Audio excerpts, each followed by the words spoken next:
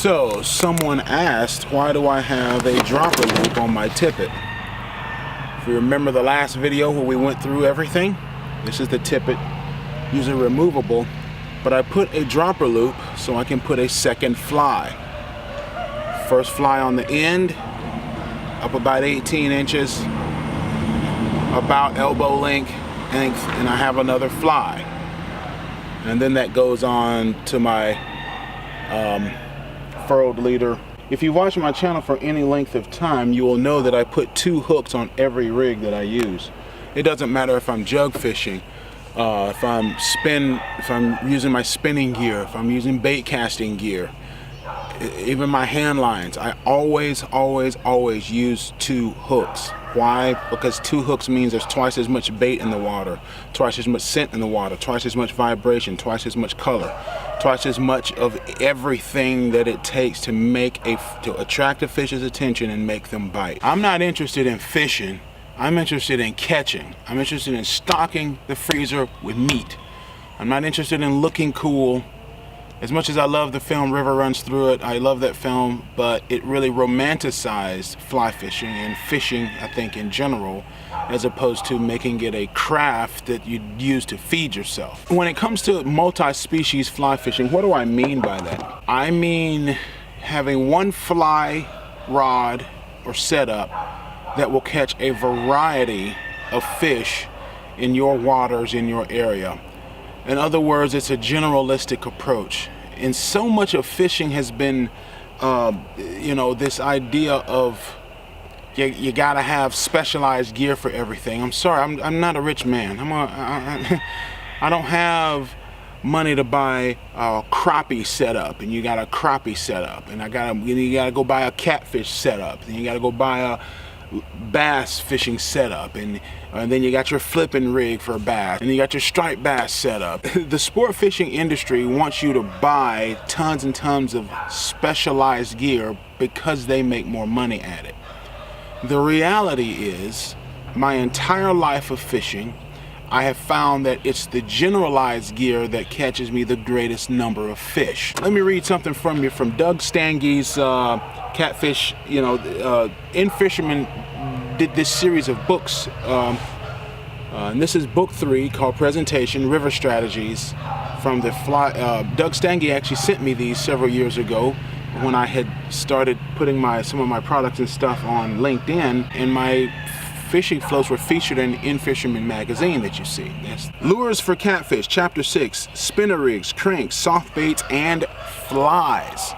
He concludes the chapter with this. Thus, the allure of lures for catfish, evidence from anglers north, south, east, and west using combo systems that combine bait with lures. Alright, anglers using jigs, spoons, rattled baits, traditional crankbaits, streamer flies, leadhead jigs, even surface jig. Catching catfish is not by accident, but by design.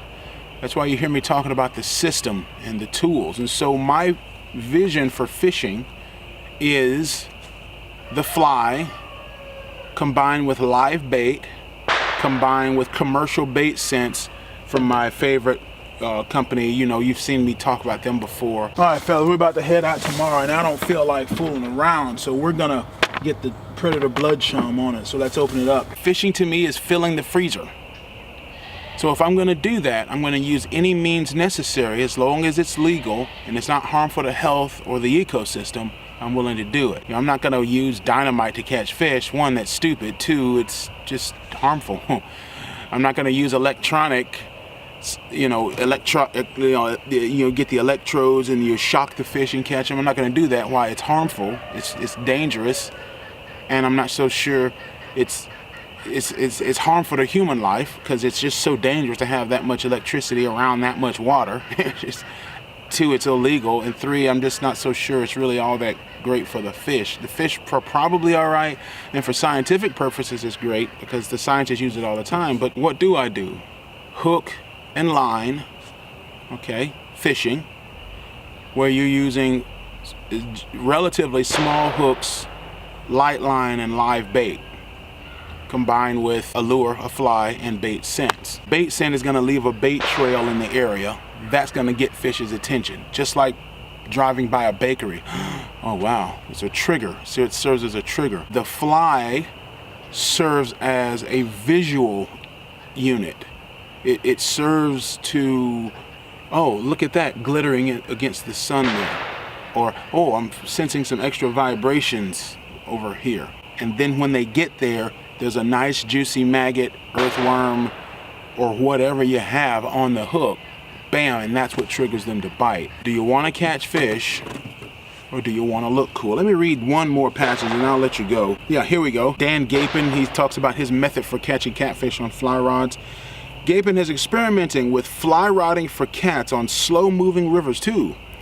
On a recent trip to the Kankakee River in Indiana, I'm probably butchering that, channel cats were holding beneath overhanging mulberry trees, feeding on ripe berries dropping into the water. I took a small woolly bugger fly, tipped it with a piece of green catapla worm, and caught a bunch of channels in the 4 and 5 pound class. This is just not my idea, folks. This is something that's been around a very long time. Lots of methods of fishing. Flounder fishermen use bucktail jigs tipped with pork rinds. Same thing for striper fishermen. You can use combo systems, right?